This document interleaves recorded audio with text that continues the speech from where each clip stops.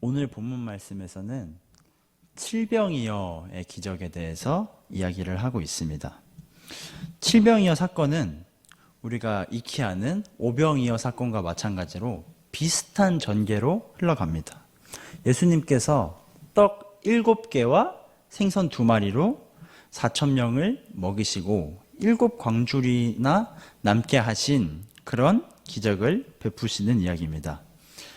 예수님께서 행하신 기적을 한번 이야기해보라 라고 한다면 많은 사람들이 죽은 나사로를 살리시고 물을 포도주로 바꾸신 그런 기적들과 더불어서 오병이어 사건에 대해서는 자신 있게 이야기를 합니다. 하지만 예수님께서 행하신 기적에 대해서 이야기해보라고 했을 때 칠병이어의 이야기까지 말하는 성도님들은 주변에서 흔히 접하지는 못했습니다. 어떤 사람들은 굳이 이런 비슷한 사건이 왜 또 성경에 쓰였을까 하고 의구심을 갖기도 합니다. 하지만 우리는 칠병이어 사건을 통해서 보다 많은 은혜들을 찾을 수 있고 나눌 수 있습니다. 누군가에게는 그저 비슷한 기적일지 몰라도 우리가 곰곰이 고민하고 묵상하다 보면 그 안에서 발견되는 이 세상 그 어떤 것과도 비교할 수 없는 예수님의 사랑을 우리가 체험할 수 있습니다. 이 시간 본문 말씀을 통해서 예수님과의 관계에 대해 다시 한번 큰 확신을 가지시면서 이번 한 주를 살아가시는 사랑하는 새길교회 성도님들 되시기를 주님의 이름으로 소망합니다. 첫째로 예수님께서는 먼저 우리를 찾아오셨습니다. 32절 말씀으로 함께 읽겠습니다. 32절입니다. 예수께서 제자들을 불러 이르시되 내가 무리를 불쌍히 여기노라. 그들이 나와 함께 있은지 이미 사흘임에 먹을 것이 없도다. 길에서 기진할까 하여 굶겨 보내지 못하겠노라. 오병이어 사건과 칠병이어 사건을 비교해 보자면 떡 개수, 먹는 사람의 수, 남은 광주리 개수 이런 사소한 것들을 빼고는 사람들이 큰 차이점이 없어 보입니다. 하지만 자세히 살펴보면 이야기의 전개부터 이야기가 어떻게 풀어나가는지 시작 부분부터 완전히 다르게 진행이 되고 있습니다. 마태복음 14장 15절 말씀을 함께 보겠습니다. 함께 읽겠습니다. 저녁이 되매 제자들이 나와 이르되 이곳은 빈 들이요 때도 이미 저물었으니 무리를 보내어 마을에 들어가 먹을 것을 사 먹게 하소서. 방금 읽은 말씀처럼 오병이어 사건에서는 제자들이 먼저 예수님께 찾아옵니다. 예수님, 날이 저물었으니 우리가 마을에 가서 뭐라도 좀 사 먹도록 해주십시오 라고 제자들이 먼저 예수님께 간청을 합니다. 하지만 오늘 본문 말씀에서는 예수님께서 먼저 제자들을 부르셨습니다. 예수님께서는 당신을 따르던 백성들을 걱정하고 계셨습니다. 이제 제자들에게 이렇게 말씀을 하시는 거죠. 나와 함께 한 지 벌써 사흘째다. 길에서 지쳐 쓰러질까 봐 걱정이 된다 라고 이야기를 하신 것입니다. 학자들의 연구에 따르면 그 당시 이스라엘에서는 그런 명절과 같은 정말 대민족들이 대이동을 하는 그런 시기가 되면 많은 사람들이 예루살렘으로 가는 길에 지쳐 쓰러지거나 혹은 심하면 객사까지도 하는 일이 이제 자주 있었다라고 연구에 나와 있습니다. 그런 상황적 배경을 생각해 볼 때 예수님께서는 예수님을 따라오던 그 많은 백성들이 집으로 돌아가는 길에 혹은 곧 있으면 지쳐 쓰러질지 정말 심하면 객사의 상황에 이르는 상황은 아닐지라고 걱정을 하셨고 그렇게 냅두고 보내실 수가 없었던 것입니다. 예수님께서는 먼저 당신의 백성들을 걱정하셨고 기적을 베푸셨습니다. 물론 배고프고 피곤한 건 사실입니다. 사흘 동안 예수님을 따라다녔으니 당연히 힘들고 배고프고 지쳤을 것입니다. 하지만 그 누구도 먼저 예수님께 말씀을 드리지는 않았습니다. 예수님, 저희 너무 힘든데 좀 밥은 없을까요? 먹을 건 없습니까? 라고 물어보는 사람이 한 명도 없었던 것이죠. 제자들도 예수님께 그런 것에 대해서 이야기를 하지 않았습니다.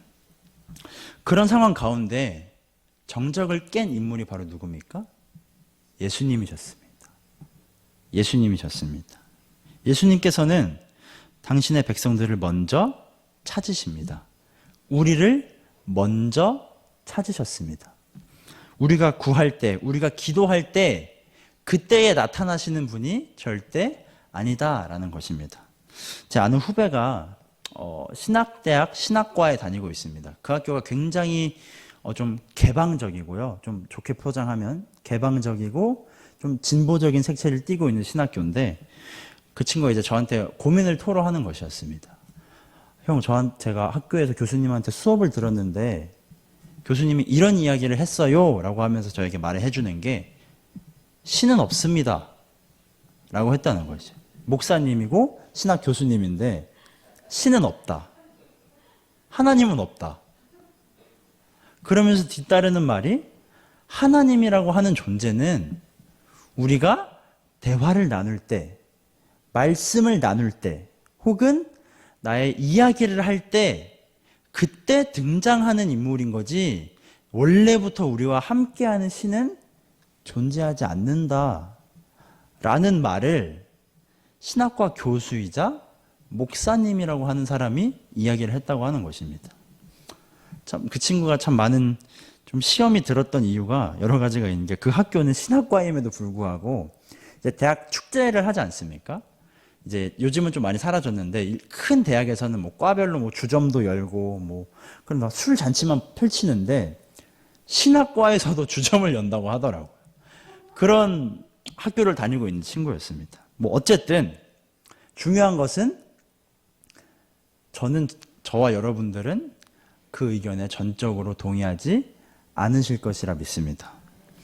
왜일까요? 이미 성도님들도 다 아실 겁니다. 우리는 이미 경험을 했습니다. 배우기 이전에 경험을 했던 것이죠. 어떻게 경험을 했나요? 진정으로 하나님과의 인격적 교제를 경험한 사람은 어떻게 됩니까? 믿게 됩니다. 믿음이 생깁니다. 그 순간, 예수님을 나의 구주로 고백하는 순간, 아, 하나님이 나와 함께 하셨구나. 하나님은 늘 나와 함께 하셨고 내가 당신을 나의 하나님으로 고백할 때까지 기다려 주셨던 것이구나 라는 것을 우리가 이미 느꼈다는 것이죠. 이제 오신 것이 아니라 지금 느끼는 이 순간 드디어 오셨구나 이게 아니라 태초부터 우리를 계획하셨고 지금까지도 우리와 함께 하셨구나 라는 이런 절대적인 진리를 우린 이미 고백을 통해서, 믿음을 통해서, 은혜를 통해서 알고 있었던 것입니다. 그리고 또한 이런 상황이 지금 본문 말씀을 통해서 펼쳐지고 있는 것입니다.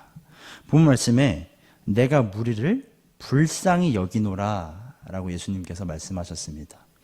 여기서 불쌍히 여긴다 라고 하는 헬라어의 어원을 찾아보면 그 깊은 아주 그 근원을 찾아보면 심장, 내장이라는 뜻을 담고 있다고 합니다. 불쌍히 여긴다가 그 안을 계속 파고들다 보면 심장이라는 단어가 나오는데 그 의미가 바로 이런 의미입니다. 피부 깊숙이서부터 표출된 깊은 사랑과 긍휼의 마음이다 라고 나와 있습니다. 이 가슴 깊숙이서부터 끌어오르는 그런 마음으로 우리를 사랑하신다. 예수님께서 그런 마음으로 우리를 불쌍히 여기신다라는 것입니다. 예수님의 이 마음, 불쌍히 여기는 이 마음으로 인해 우리가 구원받은 것 아닙니까? 예수님께서 우리를 불쌍히 여기셨기 때문에 그 누구보다 사랑하셨기 때문에 예수님께서 우리 죄를 대신하여서 십자가에 못 박히신 것입니다. 예수님께서는 우리를 사랑하셨기 때문에 우리에게 먼저 찾아오셨습니다. 하지만 우리는 이 사실을 종종 잊고 살아갑니다. 예수님의 사랑에 감격하여서 기뻐하며 매일매일을 살아가야 함에도 불구하고 불평이 나옵니다. 불만이 생깁니다. 예수님보다 세상의 것들을 더 좋아하고 바라봅니다. 돈이 중요한가요? 물론 중요합니다. 요즘은 건물보다는 뭐 주식 사라는 말도 많이 하더라고요, 사람들이. 돈이면 다 되는 세상이다 라고 사람들이 이야기를 합니다. 학벌 중요한가요? 취업하려면 중요합니다. 어떤 강연을 들었는데요. 이제 일반 대학 학생들을 대상으로 정말 우리 좀 까놓고 얘기하자, 편하게 얘기하자, 이런 컨셉으로 진행이 되는 강연이었습니다. 여러분, 자격증, 스펙, 이런 것들이 뭐야, 연봉 1억으로 가는 길로 가는 거예요 라고 많은 대학 강연에서 현실적인 이야기라면서 하고 있는 것입니다. 건강 중요한가요? 건강이 제일입니다. 그래서 사람들이 그렇게 운동하고 뭐 다이어트 한다 아주 노력을 하고 있지 않습니까? 또한 젊음, 우리 권사님들 장로님들 계신데 젊음 중요하신가요? 제가 듣다 주변에서 야, 내가 30년 전, 40년 전으로 되돌아가면 대한민국 역사가 바뀌었어, 이런 얘기 하시는 분들을 제가 좀 주변에서 몇 번 좀 겪어봤습니다. 우리 교회 분들 아니시고요. 그런 것처럼 우리 인생에 정말 중요한 것들이 많아요. 귀한 것들이 많습니다. 그렇다면 이것들이 예수님의 사랑보다 중요한가요? 나를 먼저 찾아오신, 우리가 당신을 바라볼 때까지 가만히 기다려주시는 그런 예수님의 사랑보다 귀한가요? 이 세상 그 어디에도 예수님의 사랑보다 귀한 것은 없습니다. 나를 찾아오신 그 예수님의 사랑보다 귀한 것은 이 세상 그 어디를 찾아봐도 없습니다. 예수님의 사랑보다 더 큰 사랑은 없습니다. 먼저 나를 찾아오신 그 예수님의 사랑에 감사하며 이번 한 주도 은혜 가운데 살아가시는 사랑하는 세길교회 성도님들 되시기를 주님의 이름으로 소망합니다. 둘째로, 먼저 찾아오신 예수님께서는 우리에게 기적을 베푸십니다. 34절부터 38절 말씀입니다. 함께 읽겠습니다. 시작. 예수께서 이르시되 너희에게 떡이 몇 개나 있느냐? 이르되 7개와 작은 생선 2마리가 있나이다 하거늘, 예수께서 무리에게 명하사 땅에 앉게 하시고 떡 7개와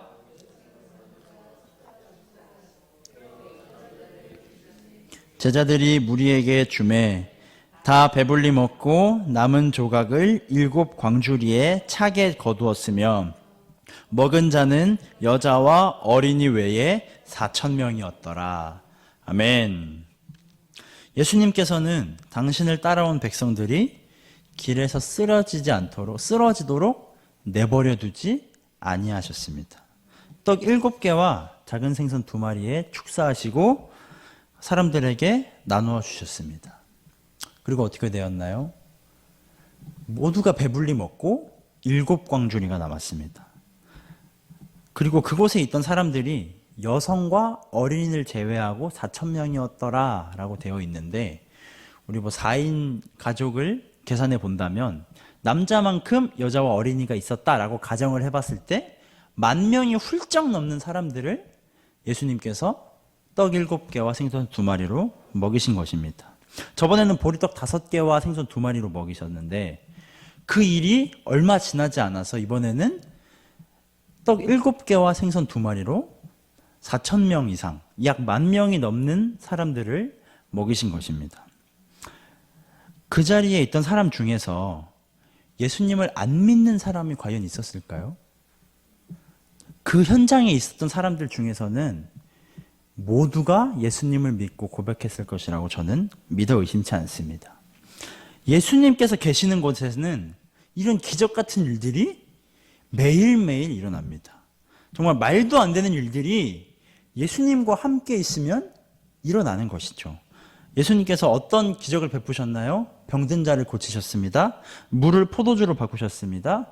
눈먼 자를 눈뜨게 하셨고 죽은 나사로를 살리기도 하셨습니다. 그리고 당신께서 직접 십자가에 못 박혀 죽으시고 장사한 지 4일 만에 부활하셨습니다. 지금 그 예수님 어디 계신가요? 보좌 우편에 앉아 우리를 위해서 기도해 주고 계십니다. 그리고 성령 하나님께서 지금 저와 여러분들의 마음속에 함께하고 계십니다. 하나님께서 우리와 함께 하십니다. 기적이 벌어집니다. 칠병이어 사건과 같은 눈먼 자가 눈을 뜨는 그런 사건만 기적이 아닙니다.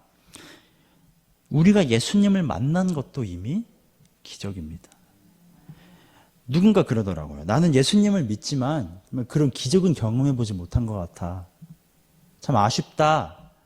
이런 이야기를 하는데 그 심정은 어느 정도 이해가 되기도 합니다. 하지만 우리가 이미 예수님을 만나고 이미 이 자리에 모인 것 자체가 기적 아닌가요? 나 같은 죄인이, 나처럼 부족한 죄인이 하나님의 자녀로 인정받은 사실, 기적 아닙니까? 로또 1등만 기적이 아닙니다. 우리가 매일매일 눈 뜰 수 있는 것, 코로나로 인해서 정말 너무나도 어려운 이 현실을 살아가고 있지만 매주 수요일, 금요일, 매일 아침 새벽, 그리고 매주 주일마다 하나님의 말씀을 들을 수 있는 이 환경을 주신 것, 기적입니다. 우리가 저 북한에서 태어났다고 한다면 매일매일 새벽 기도 드릴 수 있을까요? 이렇게 크게 박수치면서 찬양할 수 있을까요? 절대 불가능입니다. 예수님의 사랑으로 우리가 하루하루를 살아갈 수 있습니다. 예수님의 사랑으로 우리가 하나님께 예배 드릴 수 있고 찬양할 수 있습니다. 예수님께서 우리에게 기적을 베풀어 주신 것입니다. 사랑하는 성도 여러분, 현실에 치여서 어디 기댈 곳 하나 없을 때, 마음 편히 쉴 곳 하나 없을 때 우리에게 기적을 베풀어 주신 예수님 앞에 나오시길 바랍니다. 먼저 찾아오신, 먼저 나를 불러주신, 태초부터 먼저 나와 함께 하신 예수님의 사랑을 생각하시길 바랍니다. 구원이라는 기적을 베풀어 주신 그 사랑에 감격하여서 이겨내시길 바랍니다. 힘들고 지칠 때 위로자 되시는 하나님과 동행하는 사랑하는 새길교회 성도님들 되시기를 주님의 이름으로 소망합니다.